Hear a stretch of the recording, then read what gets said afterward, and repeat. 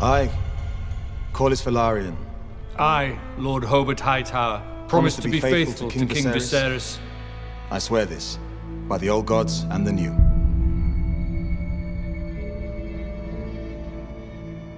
Westeros is basically a feudal society. It's ruled by many noble houses, some of them going back hundreds or even thousands of years. Two of the biggest players are the Velaryons and the Hightowers.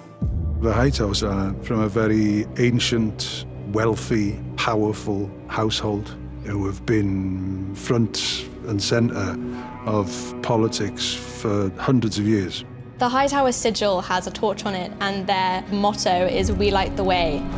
That comes across within the characters of the Hightowers.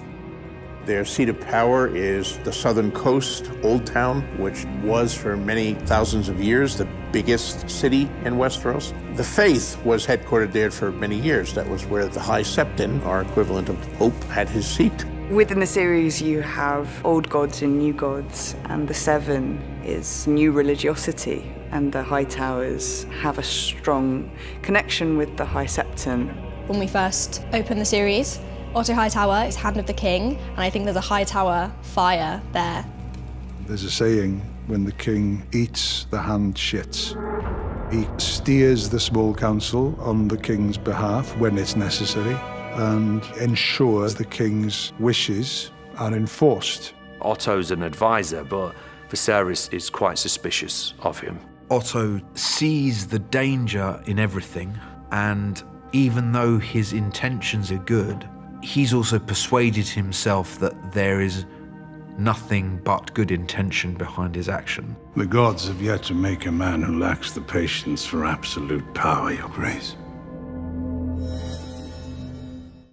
Welcome back, everyone. It's Charlie. I've gotten a lot of requests to do a House of the Dragon video for House Hightower since we really didn't get to see them a lot during the main show Game of Thrones, so I'll explain how they fit into the story and the history of their house, because they are one of the oldest and most important houses in ancient Westeros, going back to before the time of the original First Men, like way before the Children of the Forest ever created the Night King and the White Walkers. That's how ancient their family is. If you're new to the channel, I'll be doing videos for all the House of the Dragon episodes just like I did for the main series. Be sure to subscribe to get all of them. And they just announced that they renewed the show for Season 2, but we all knew that they were going to renew it for Season 2. So many people watched the premiere episode, it broke every record that Warner Brothers HBO has. Like, it's the most popular premiere of any enter is be a subscriber and just post your favorite moment from the show so far. Careful for spoilers from but House Hightower, probably one of the biggest, most powerful ancient houses in A Song of Ice and Fire that they just flat out cut out of the main show, Game of Thrones. They were still around during the events of Game of Thrones, they just weren't as active in the story as the Starks, the Lannisters, the Tyrells, the houses that they featured the most during that show. During the time where House of the Dragon takes place here around the Dance of the Dragons, they're much more central to the actual action of the story, so that's why you're seeing so much of them. Like, Otto Hightower is the Hand of the King for many, many years, so they're very close to the center of the story. To say nothing of Alicent Hightower being so close to King Viserys, obviously huge part of the story. And we haven't even gotten the older versions of their characters yet where things really get crazy with the Targaryen Civil War. So whereas the main show was mostly like Starks and Lannisters with a bunch of other important houses, but really it's Starks and Lannisters, House of the Dragon is more like Targaryens and Hightowers.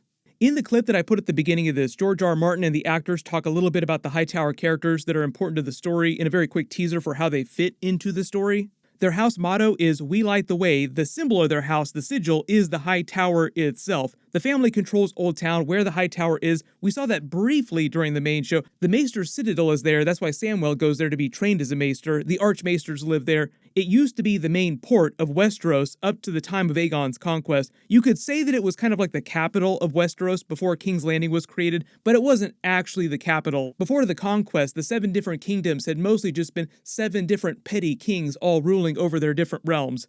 And because Old Town is inside the Reach, technically the Reach was ruled by House Gardener before the conquest.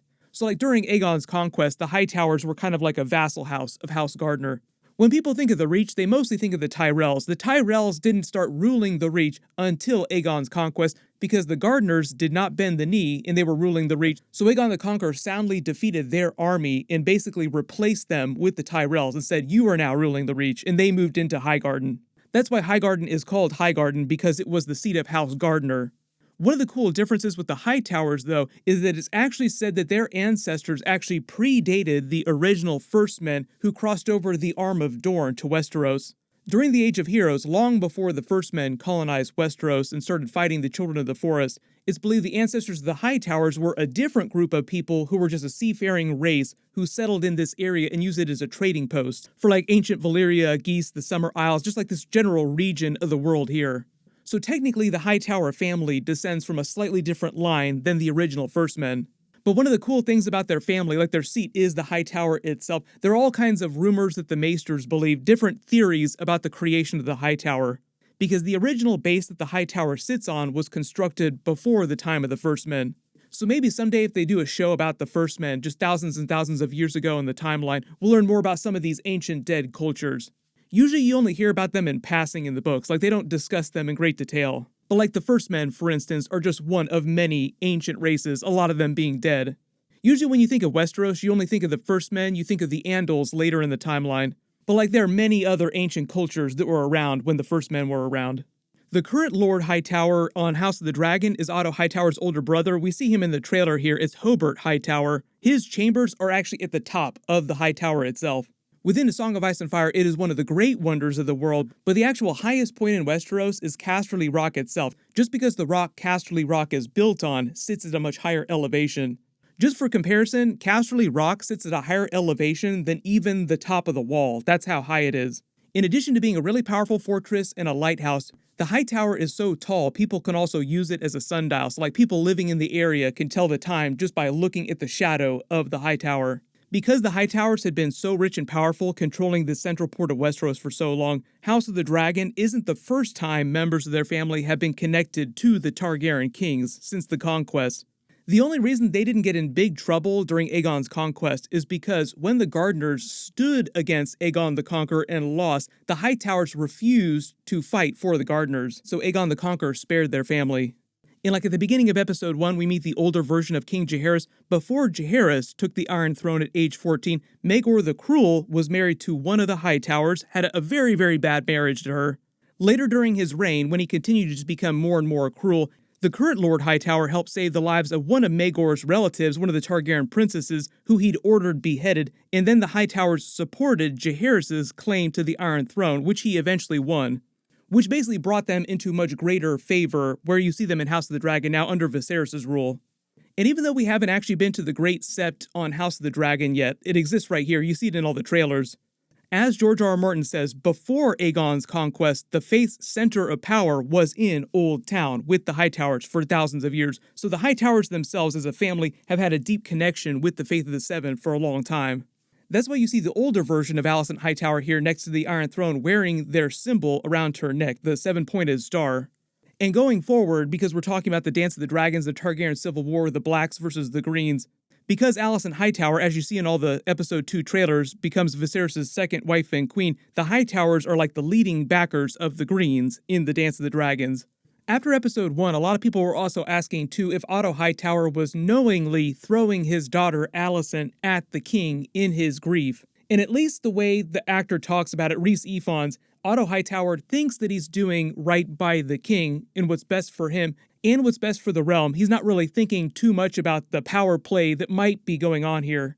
He's like a slightly less hardcore version of Tywin Lannister. Also, he's not the head of his family like Tywin Lannister was. The dynamics might change a little bit in future episodes, but at least at this point in the timeline, he thinks that he's doing right by a widower, and because he's the hand of the king, he wants to ensure that the realm continues to operate smoothly, so he wants the king to be able to actually be king, and he can't do that in his current state.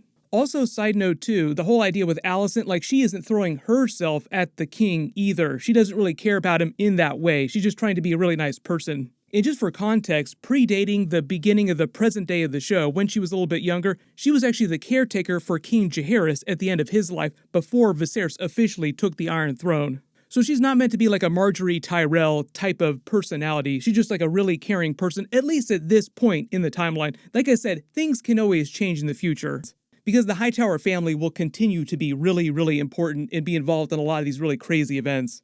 But if you have any other questions about what's going on with House Hightower or any of the other